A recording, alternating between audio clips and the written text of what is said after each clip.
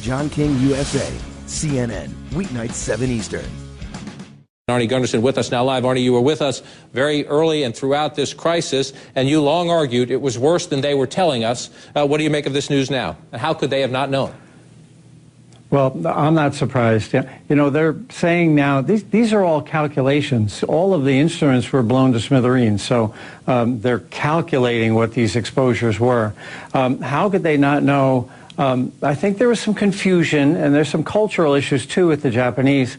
But the biggest problem is this combination of being a regulator and a promoter of nuclear power. There's a revolving chairs situation in the Japanese structure where executives go to work for the regulator and the regulator goes to work for Tokyo Electric. And that makes it hard to really see how serious the accident is while you're in it. And as we try to judge the fallout, not only in Japan, and we'll see what that government report says, but we talked about some radiation, relatively low amounts, very low amounts, making its way across the Pacific. You've seen evidence of what's called hot particles showing up on the U.S. West Coast, in Seattle, for example. What are we talking about, and how worried should people be? Well, the radiation is initially comes out as a big cloud of gases, and that's what you can measure with a Geiger counter. But now what we're finding are these things called hot particles, and in the industry we call them fuel fleas because they're incredibly small. They're smaller than the thickness of your hair. In Tokyo in April, measurements indicate that there's about 10 hot particles per day in what a normal person would breathe. And it's interesting because in Seattle, it didn't go down that much. It was about 5 hot particles a day.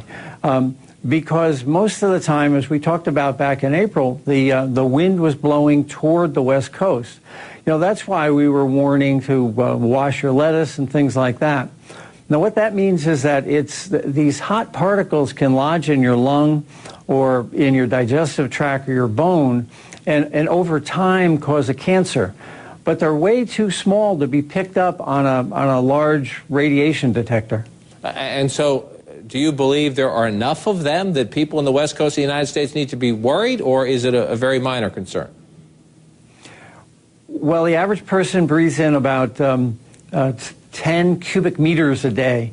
And the filters out there for April show that they were breathing in per day about 5 particles.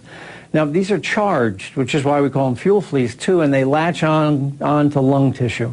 You know, I'm still advising my friends to wash all of your vegetables to make sure you can get it off. But short of that, we're at a point now where you just can't run from the particles that are still in the air. We'll keep watching that. I want to show our viewers some satellite images that we have a then and now. Satellite images of the Fukushima nuclear plant on March 14th. Compare it to May 25th. When you look at this, 3 months since, do you get the sense, looking at the new photos, number one, first and foremost, do things appear to be under control right now? No, the units are still leaking. The difference in the picture, though, is it was cold in March, so you could see steam, sort of like breathing on a cold day. Now it's hot, so you don't see the steam coming out of the plant, but they're still emitting radioactive gases and an enormous amount of radioactive liquid. So the only thing that's going to make this go away is time. They're going to need another year or so before this radioactive material cools down to the point where it doesn't boil anymore. And until it stops boiling, you're going to be cranking out steam and you're going to be cranking out radioactive liquid.